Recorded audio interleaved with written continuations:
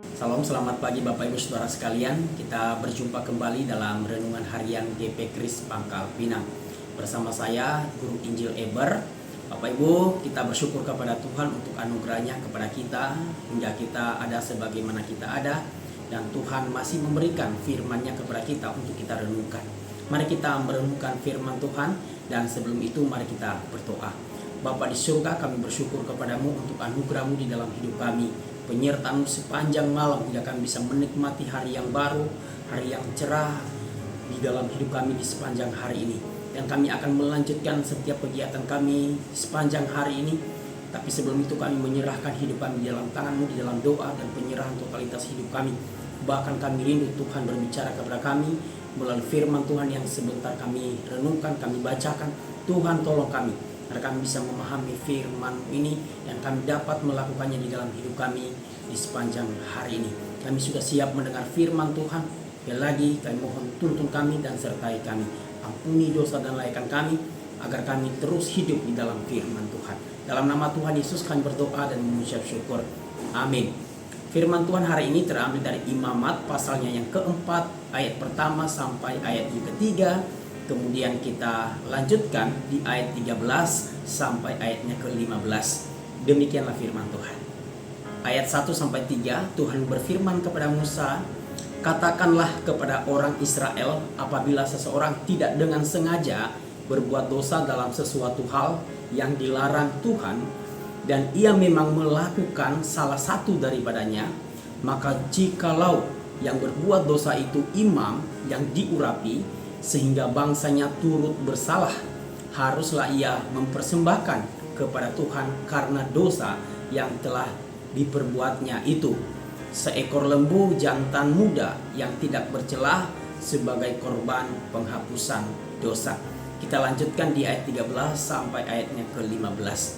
"Jikalau yang berbuat dosa dengan tidak sengaja itu segenap umat Israel dan jemaat tidak menyadarinya, sehingga mereka melakukan salah satu hal yang dilarang Tuhan dan mereka bersalah, maka apabila dosa yang diperbuat mereka itu ketahuan, haruslah jemaah itu mempersembahkan seekor lembu jantan yang muda sebagai korban penghapus dosa. Lembu itu harus dibawa mereka ke depan kemah pertemuan. Lalu para tua-tua umat itu harus meletakkan tangan mereka di atas kepala lembu jantan itu di hadapan Tuhan, dan lembu itu harus disembelih di hadapan Tuhan."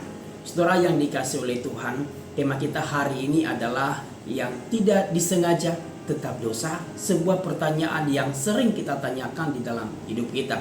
Seringkali kita melakukan hal-hal yang tidak disengaja, bukan?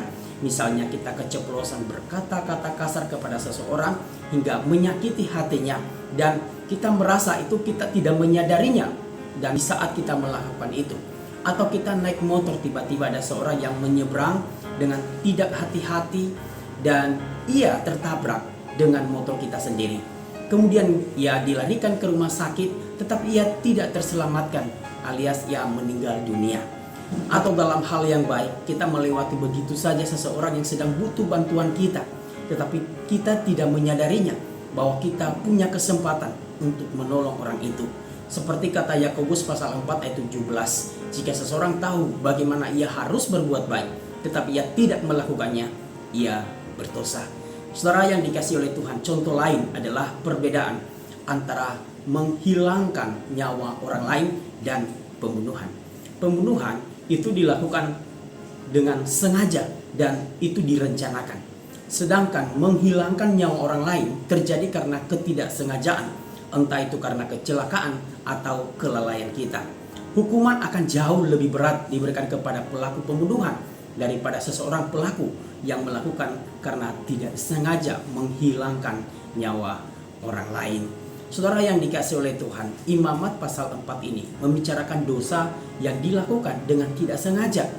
Entahkah dosa tak sengaja dilakukan oleh seorang imam, oleh umat Israel, individu pemimpin umat Israel, ataupun seorang rakyat jelata. Nah, beberapa pelajaran yang kita bisa dapatkan dari dosa yang tidak disengaja. Yang pertama, dosa yang tidak disengaja tetaplah dosa. Seseorang yang tidak sengaja menghilangkan nyawa manusia lainnya tetap dianggap bersalah. Kesalahannya tetap harus dibayar dengan hukuman.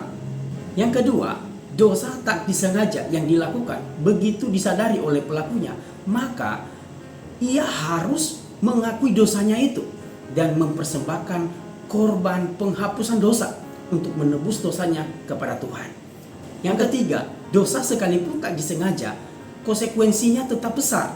Misalnya, dosa tak disengaja yang dilakukan oleh seorang imam, seorang hamba Tuhan, akan membuat jemaatnya turut bersalah atau berdosa kepada Tuhan karena dosanya itu. Oleh karena itu, dosa sekalipun itu tak disengaja, tetaplah dosa yang diperhitungkan di hadapan Tuhan.